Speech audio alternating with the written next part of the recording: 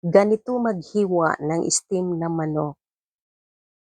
Ope, ayan buo pa siyang naka-steam, luto na para sa dinner na steam chicken o steam pinakuluan na manok. Ayan siya. Hello everyone, thank you for watching this video. Ayan, nag-steam ako ng manok para sa dinner. Ito yun ang pinaka-favorite nila na ulam. Pag dito ka sa Hong Kong, ihanda ng sarili mo nga magkatay ka ng manok, mag-slice ka ng manok nga nakadapa siya, nga parang buo pa siyang in-slice na sa plato. Ano yun? Gusto nila, slice na siya, pero buo pa rin siyang nasa plato.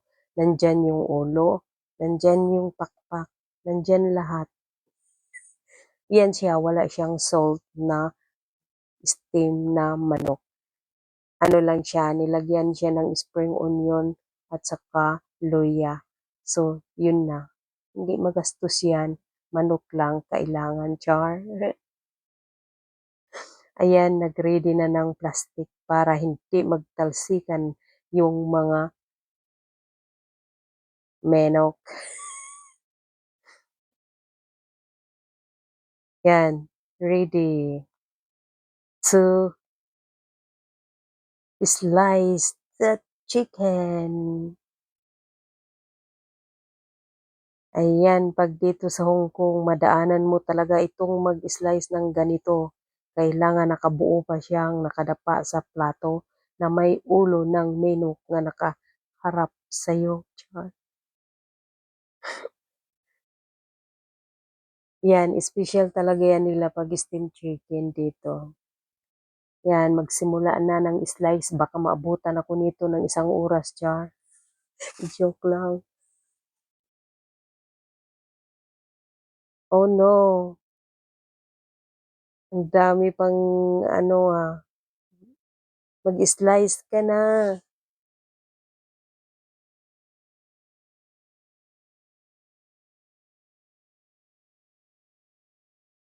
Ganyan talaga dito pag yan ang ulam.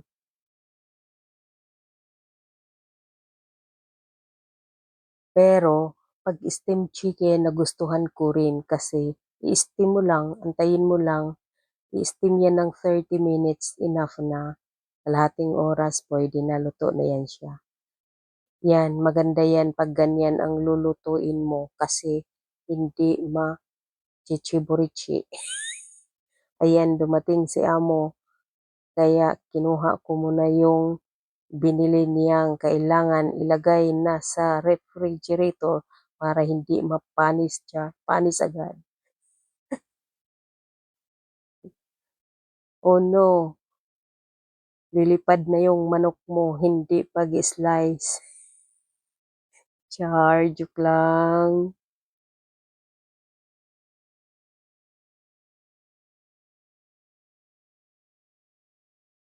Yan, bilisan mo na kasi mapanis na yan, char.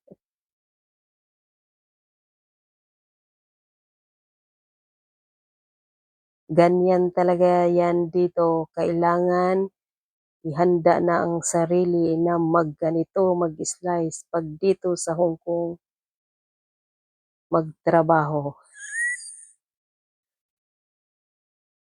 Walang nagtrabaho yata dito sa Hong Kong na hindi nakaranas ng ganitong mag-slice ng steamed chicken for the dinner or for the lunch. Walang breakfast kasi hindi sila masyadong nagbe-breakfast dito ng rice.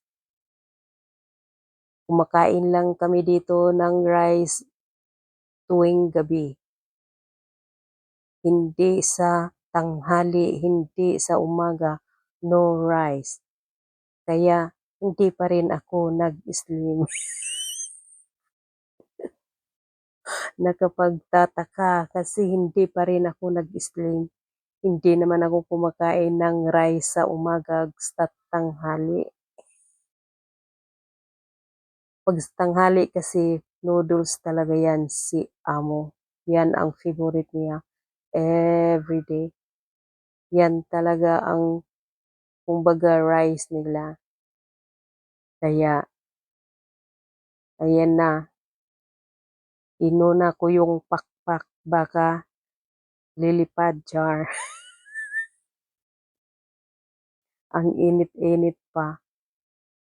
Bakit kaya hindi nila kainin yung liig na sa liig man ang masarap na sa side sa manok ang liig, masarap talaga yung liig pero ayaw nila yung liig.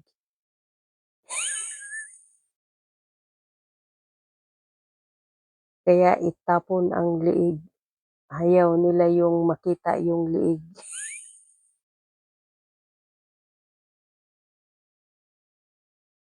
Ayan na, inuna ko na yung pakpak, baka lilipad pa siya, char. Ayan yung hita. Ang taba ng manok. Kasing taba ko, char.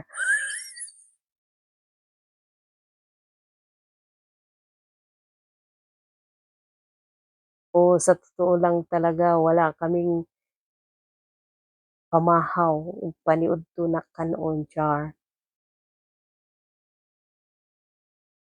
Ayan na, binilisan ko na. Binilisan ko na kasi wala na, late na. Nabutan na ako ng 1 oras yata dito sa steam na manok.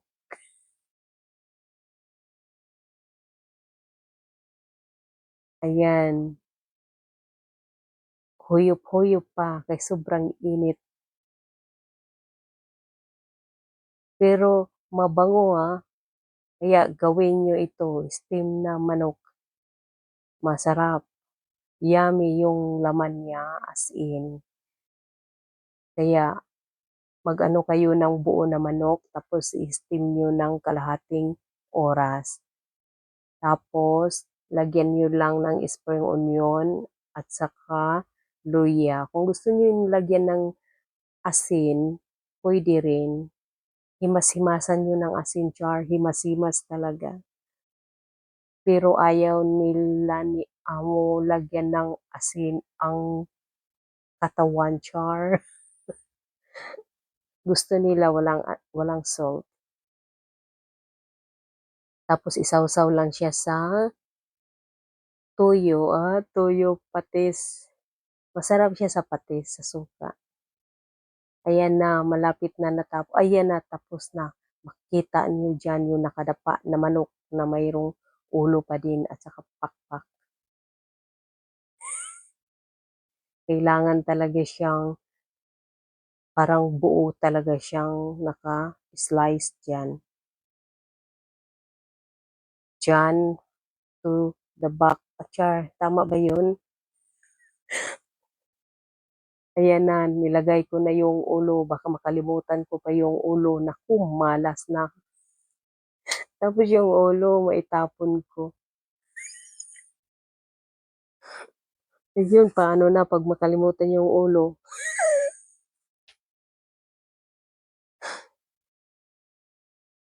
Ayan na, ready na. Kaya bilisan ko na kasi wala nang oras. Ayan ang oras, nasa orasan ko, nakasabit dyan sa dingding, char. Ayan na yung ulo at saka yung pakpak niya at saka yung legs niya. Ayan na, nakadapa na. Oh, masaya na sila pag ganyan. Sabihin nila, wow! Wow! Wow lagi. Ayan.